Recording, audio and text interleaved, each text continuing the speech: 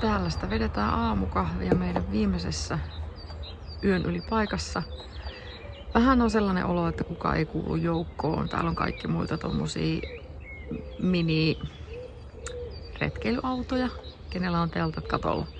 Mut eilen kun me tultiin tänne, me pohdittiin, että miten me kuvaltais Italian liikennettä. Mulla nyt päällimmäisenä nousi mieleen tällainen Amigan aikainen videopeli, jossa ne autot vaan liikkuu yllättävästi vasemmalle ja oikealle. Sami, millä sanalla sä kuvailisit Italian liikennekulttuuria? Emozione. Joo, emotsioonea on nähty ja paljon.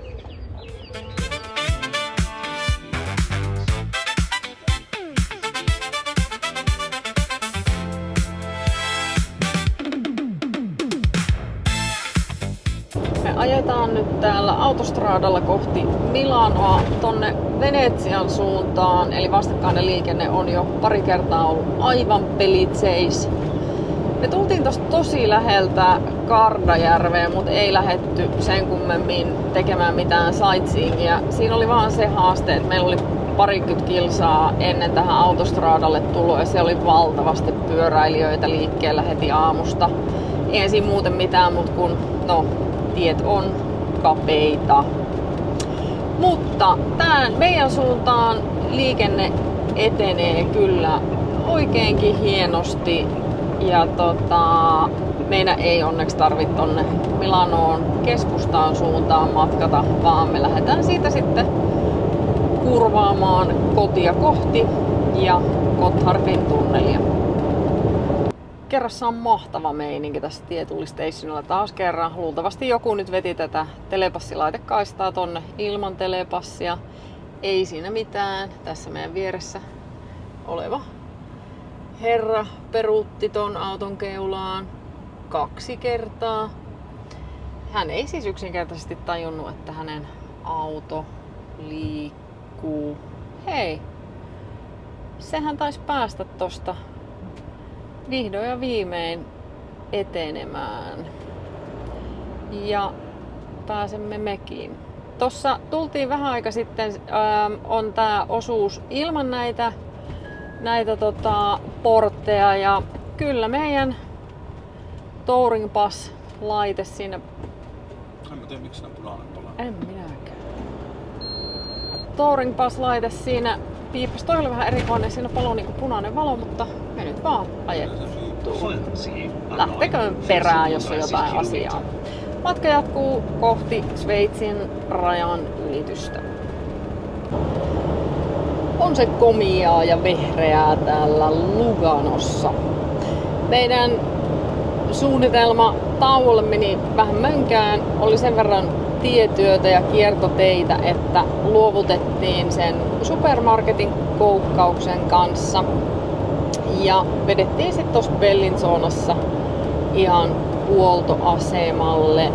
Siinä kanssa karavaanareilla tuntui olevan haastetta ymmärtää se, että se karavaaniparkki on todellakin 150 metrin päässä siitä huoltamon rakennuksesta ja siinä oli kans kaiken näköistä säätöä. Mut hyvähän se tekee aina tämmösen pitkän ajopäivän aikana taukoja pitää ja ennen kaikkea jaloitella.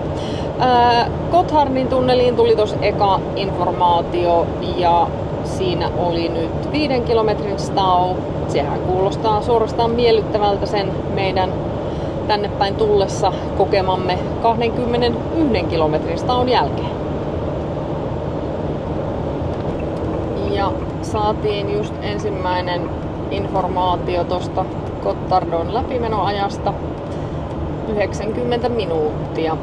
Ja siellä varmaan nyt liikennettä ruuhkauttaa entisestään se, että Brennerin sola on tänään koko päivän kiinni. Niin luultavasti sieltäkin jonkun verran sit liikennettä ohjautuu tänne. Mutta ei siinä, me on varauduttu, autossa on juotavaa ja meillähän on tosiaan WC mukana, jos sille nyt sattuisi tuleen tarvetta. Ehkä otetaan tossa joku peli vaikka sitten ajanvietteeksi tonne janotteluun.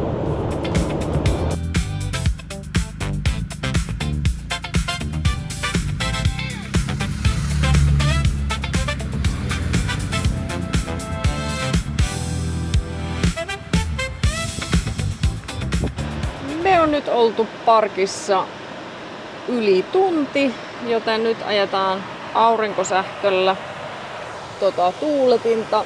Syy tähän seisahdukseen on onnettomuus Gotthardin tunnelissa. Täällä on ihan kiva tunnelma. Ihmiset on ulos autoista ja vaihtavat tuossa kuulumisia ja tuossa yksi pesi autonsa ikkunoita. On varmaan mieleistä tuolla turistibussissa myös. Viimeisimmän tiedon mukaan tunneli olisi nyt auki, mutta totta kai kestäähän se ennen kuin tää tästä purkautuu. Toi etelään päin tulijat, siellä oli kans pelit seis, siellä oli myöskin hässäkkää. Et nyt tonne päin on pikkuhiljaa alkanut purkaantua autoja, mutta kuten kuvasta näkyy, tossa menee 2 kaistaa, niin aika harvakseltaan siinä ajoneuvoja liikkuu. Mut ei siinä. Meillä on vettä, meillä on vessa, meillä on kahvinkeitin ja tosiaan toi tuuletin. Ajetaan sitä niin kauan kuin litiumakussa virta riittää ja laitetaan pois päältä sitten kun päästään liikkeelle, saadaan auto käyntiin ja ilmastointi takaisin päälle. Onnihan tässä tilanteessa on se, että me ollaan menossa kohti pohjoista. Täällähän olisi muuten ihan sietämätön kuumuus täällä kabiinissa. Nyt itse asiassa näyttäisi, että tänne etelään päin tulee jonkun verran autoja. Mut joo, matkailu avartaa monellakin tavalla. Välillä se on tällaista paikallaan seisoskelua. Ei tää nyt vieläkään ole mitään verrattuna viime lauantaihin. Mutta kokemuksia elämän reppua. Lisää hälytysajoneuvoja. Se on mahtavaa, kun ne menee tuolta välistä. Tuoltakin on tuolta jotain sivuakatua pitkin niitä mennyt. Ja äsken meni joku kuormuri, millä oli betonipossuja ja keiloja kyydissä.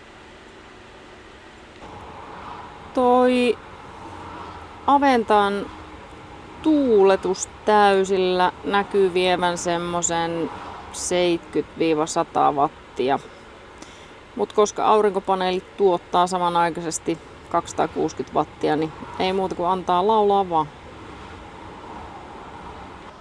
Tässä on nyt 2 tuntia oltu aivan paikallaan.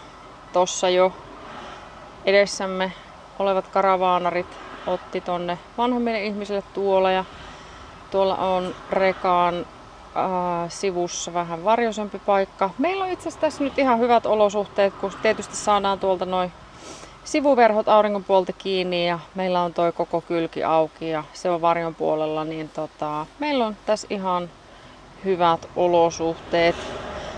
Onneksi pysähdyttiin ennen tänne Gotthardiin tuloa. Sehän me jo tiedettiin, että täällä niinku huoltoasemille pysähtyminen on yleensä ihan tekemätön paikka. Että meillä on kaikki tässä hyvin. Kello rupeaa oleen jo, no se on nyt 2:15 iltapäivällä. Et kyllähän tässä pitkä päivä tulee. Vähän hämmentää nyt, että mitään informaatiota tästä tilanteesta ei niin kuin tule. Se me tiedetään, että helikopteri on mennyt. Se onnettomuuspaikka on ilmeisesti tuossa meidän edessä jo ennen Gotthardin tunnelia. Helikopterit on ollut paikalla, ambulansseja on mennyt useita kappaleita ja ei varmaan ole puoltakaan tuntia, kun viimeksi meni taas poliisiauto, mutta tunnelin stau-info, kun me katsotaan, niin siellä on vihreätä valoa, että mistään ei nyt oikein löydetä, että mitä sitten on oikein sattunut. Väliäkös hällä, jotakinhan siellä on sattunut ja muutakaan tässä ei voi kuin odottaa. No, onneksi huominen ei ole työpäivä, että jos niikseen menee, niin nukutaanpahan vaikka tässä ensi yö. Toivoa on. Autoja lähti liikkeelle. No, tässä meidän edessä olevalla tietysti kesti pakkailla, kun siinä oli purettu tuolit ja grillit, mutta me ei tästä nyt lähetä mihinkään kaistasoppailuun, koska kyllähän sen tietää, kun on tämmönen iso tukos, niin siinä se, sanotaanko nyt, tieraivo saattaa purkaantua ja helposti sitten on uusi välikohtaus käsillä hyvinkin nopeasti. Mutta nyt me edetään. On aika lailla taattua, että tunneli on tyhjä. Sinne ei ole nimittäin pariin tuntiin mennyt kukaan. Ehkä tässä tämän päivän puolella kuitenkin päästään vielä kotiin. Kroatian reissu on heitetty ja me ollaan täällä hopperilla vähän niin kuin siivouspuuhissa. Siinä tulomatkalla meidän matkan teko keskeytyy A2 ennen Gotthardin tunnelia. Ja tähän 2,5 tunnin seisahdukseen syynä oli sitten fataali liikenneonnettomuus. Siellä oli henkilöauto jollakin tavalla vetänyt rekan perään ja yksi, muistaakseni matkustaja, menehtyi välittömästi. 2 vietiin sairaalaan ja siinä sitten tosiaan jouduttiin se A2 laittamaan tilapäisesti kokonaan kiinni. Mutta muutoin meidän viikonreissu meni todella hyvin. Hopperimme niin sanotusti toimitteli. Sää oli upea. Joo, jouduttiin aloe vera geeliä laittaa pari kertaa pienen pintapunotuksen johdosta, mutta muuten tosi upea reissu.